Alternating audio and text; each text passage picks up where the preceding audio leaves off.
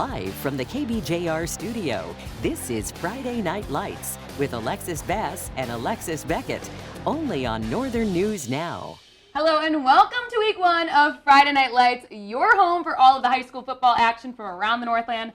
I'm Alexis Bass. And I'm sometimes Alexis Bass, depending on who you ask. Just kidding, I'm Alexis Beckett. Thank you for joining us. You're in just the right place because Team Alexis will take you all the way up the shore and across the bridge. That's right, Beckett. We start our night with a renewed rivalry, and this one means more than most, as Moose Lake, Willow River, and Barnum are playing in their rival game with a little brown jug on the line. A tradition 2 decades old, but it's been a hot minute since there's two that have battled that out since 2019, actually. While Moose Lake has had hold of the LBJ since 1998, the Barnum Bombers were looking to snap that streak in its tracks.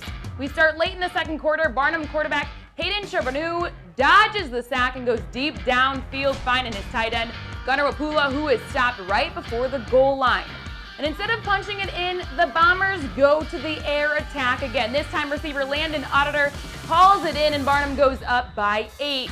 But the Rebels had an air attack of their own late in the first half when quarterback Adam Newman finds his main man, Caden Robbins, for the touchdown to even up the score at 8. After Rebels muffed punt, Barnum's Hayden Charbonneau throws another score. Harpula with his second tutty of the night to put the Bombers back up by 8. The game would head to overtime with the score tied at 16, but those Barnum Bombers were able to pull out the W and the little brown jug for the first time in over 2 decades, winning 28-22. Oh, how sweet victory is. And now for the game of the week, we had the annual Hammer game between the rivals that are Hermantown and Proctor. It was a packed house tonight with hard hats and construction vests at Eggerdahl Field, and the Hawks, as the Hawks and Rails battle it out. Now, H-Town came out swinging. They lead 14-0 at the end of the first quarter. Then on a Rails 1st and 10, Connor Fuhr will strip the ball. Dakota Rowan recovers the fumble. Hawks take over at the 34-yard line and move down the field. 3rd and 7, Alex Schatz puts the ball in the air. And a beautiful connection to Peyton Menzel. Hawks go up 21-0 before the end of the first. But Mr. Menzel lines up on both sides, gets the job done on both sides. On the very next Rails possession, Menzel picks it off and takes it to the 5-yard line. The Hawks won't be able to capitalize on that play, but they do, however, get another chance to score before halftime. Schatz puts another one up in the air, and oh, I wonder who will make the catch. Oh, it's Peyton Menzel, of course. The catch and then some for a 40-yard touchdown. Hawks take a 27-point lead into the half, and H-Town ultimately puts the hammer down with a 47-8 win over Proctor. Dunveld hosted more. The Hunters were 3-6 last year, Mustang 6-4. So in the second half, more up 2, going for it on 4th down. Hunters D not only gets the stop, they also force the fumble. Following the Dunveld drive, it's senior quarterback Mace Brooks calling his own name, which we all do sometimes. How funny to our director. He takes the defender with him. Hunters take the lead 14-8. Still in third, Hunters get the ball back, and it's Tayman showing up not only power, but speed as he goes 54 yards for the score. Hunters extend their lead. It's now 20-8. We're down 2 score. They need answers. And a lob to end zone pays off as Brooke Palukma hauls it in to make it a 1-score game. But the Denfeld run game proves to be too much as Jack Lowe carries Mustangs with him over the goal line as the Hunters win their first season opener in 5 years, 28-16. Big congrats to those Hunters. Absolutely. Then over in Two Harbors, the Agate community honored the life of Tammy Turnus, who lost her battle with cancer recently. Through shirts and fundraising tonight, the Agate and Lumberjack faithful helped raise over $2,900 to 2 great communities coming together for something bigger than the game. First quarter, first Agates possession. Cash Money Williams walks into the end zone, and the Agates take a 7-0 lead. Same score when Jacob Carpenter is somewhere back to pass. He throws deep to Tate Nelson, and Nelson makes the over-the-shoulder grab, both feet in. Play of the night in Albany, I think. Early second quarter, Aiden Adamski using all of that 6'3" frame to get into the end zone, 14-0 Two Harbors. And then they were far from done. Tate Nelson gets a big hole from his old line, makes the cut and goes untouched into the end zone. Two Harbors takes a 21-0 lead at the half, where shout out to Coach Ando, who gave our camera crew a ride back to the car. Two Harbors wins big, 42-8. Next up, we give you a Thursday night football recap from a team who is on a mission to make their way back to the state tourney. It's a season opener between the ESCO football team and Duluth East. Early in the second quarter, ESCO already up 14 when running back Gino Batagalat shoots the gap and barrels into the end zone to put ESCO up by 3 tutties. On the very next drive, Greyhounds QB Kellen O'Connell overshoots his target and is intercepted by ESCO's Deshaun Owens. And don't forget that number 1 jersey for ESCO. Because Owens, now as the QB1, takes it himself and sprints around the edge, scoring for ESCO as they stretch their lead to 35 now. It was all ESCO in this game, still in the second quarter, when senior Ethan Kalowski thunders into the end zone. An offensive explosion by ESCO all night long as they defeat the Duluth East Greyhounds by a no-mercy score of 63-6. And in other action, Grand Rapids wins big 47-0.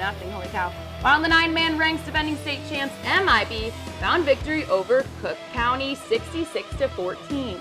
Also, we're on the Northland 9-man football. Little Fork Big Falls went home with a 76-20 win over Big Fork, and Crosby Ironton handled business over Deer River, winning 27-7. Some of these scores you might think are I thought we were having scores. I thought we were having typos over there. I know, but we really didn't. Just got some ballers out there. But what a way to open up the Minnesota football season, Beckett. We hope you're having as much fun as her and I are, because we are not done.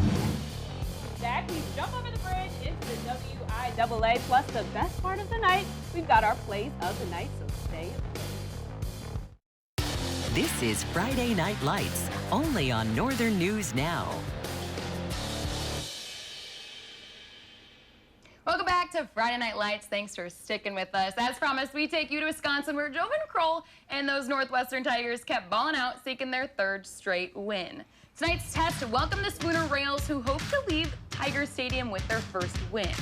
While the Tigers had the 16-0 lead in the first quarter, the Rails were marching their way down the field. Nick Lindgren dropping back and loading, and Adam Wilcox snags the money ball, is in the house, and makes this a 16-6 game. We already know how this Tiger team rolls with answers. QB1 Gavin Williams with the hopeful Hail Mary. Jovan told me this team would be more of a run team this year, but the pass game has been clicking. While Cooper London is just shy, that won't be a problem. Bryce Ronke defense, where he trucks on through for another tutty. Tigers with the 2-point conversion, and it's 24-6. After Tiger touchdown was called back, they said, not a problem, we'll just run it back. Okay. Williams to the outside, and Lawton is all good for 6. Tigers are feeling good going into the half, up 38-6. And those positive vibes only continue to the last half as the Northwestern Tigers don't allow another Rails score to earn their 3rd victory, 52-6 over Spooner. Another big dub, but over at UW South, Menominee hosted Superior tonight. Mustangs leading 13-0 with 36 seconds left in the first half. It's Steele Schaefer with a 13-yard run for Menominee. Mustangs go up 21-0 before halftime. We've got the same score in the 3rd quarter. Hayden Weir takes it up the middle, goes untouched into the end zone for another Mustangs TD. Menominee will go up 28-0, but Superior party, let's go! 35-0 late in the 3rd. Tanner Leno fakes the handoff. O-line doing their job up front, so he has an easy trip to the end zone. Spartans finally get on the board, but they couldn't get another one. Mustangs take this one with a final of 42-7. And another action, Rhinelander defeated Ashland 32-7, while Cameron grabbed a 54-13 win over Bear. And in case you missed it last night, we had Thursday Night Football, not on Amazon Prime, better than that, on My 9 Sports, of course. Just a little bit better. It was the Bulldogs and Northern Michigan Wildcats. While a team they have not seen in 25 years, it was sure a team they knew how to take care of. That's right. Beckett, Mulaski Stadium showed up and showed out last night, from the band to the tailgating and everything in between. Kurt Weezy and his dogs were ready to fly. And in their opening drive, they did, scoring their first TD thanks to QB1 Kyle Wall-Jasper. Fast forward right there. Wall-Jasper shares the wealth as Jalen McKnight strolls on in for tutty number 3 of the night. We're still in the 4th quarter, 20-0. Second quarter now, and the Wildcats were ready to wild out. Aiden Horde airing it out to Sam Pfeiffer, a front row seat to Northern Michigan's first TD. Bulldogs still lead 20-10, but those dogs were on their P's and Q's all night long. A laser intended for Zach Pearson, but Tyree Gibson said nope, not today. Gibson with UMD's first INT of the year. And just take one guess who got the job done from there. He told us earlier this week he loves to run the ball, and there you have it. Wally Jasper hauling in his second rushing TD of the night. And we've got a 27-10 Bulldog game just before the bell. Wall Jasper and Deshaun Ames add another. It's 34-10. Headed into the locker room, UMD would cap off the rest of this one at 47-10 for a victorious season opener. And speaking of all things victorious and winning and just getting all the dubs, Beckett, All the dubs. it's that time of night. Do you know what time of night I'm talking about? I might have an idea. Let me know. I'll remind you. Well, of course, I can tell you. It's that time of the night, play of the night. So Beckett, take it away. No problem. My play of the night comes from Two Harbors. Jacob Carpeting lobbing it up to Tate Nelson, who makes the over-the-shoulder grab to keep his feet in with the defender draped all over him. Just a tough play to a 40-8 dub to cap it off. Now, Bess, you're lucky he didn't get it in for a touchdown because that would have had to be the play of the night. But if you think you can top it, let me tell you. Go ahead. I'll give you a sneak peek into this and a little foreshadowing. My guy did that. Well, my choice for the play of the night comes from the home of those Denfeld Hunters who earned their first season opening dub since 2018 tonight. And this guy is one reason why Taymans has a solo reservation for 6. Making sure he's right on time no matter the 54-yard distance. Man is feasting. And with a run like that, all I have to say is you're the man, Taymans. Hop off, Beckett. I don't know, this might be a tight race. He did score, so I have to get Tate Man the man, but Cash Money Williams. And I gotta say, you can go ahead and vote on our Facebook and Twitter later tonight and rest of the week. At Alexis Bass and Alexis Bass, right? Right, the two of us. Two is better than one. Of course, always. And nothing better than Friday night. That's right. Well, that's a wrap for us. It does not have to be for you if you want to rewatch any of tonight's highlights or the entire show. Spread on over to our sports page. And of course, come back here next week. We'll be here all season long. All season long. Thanks for joining us.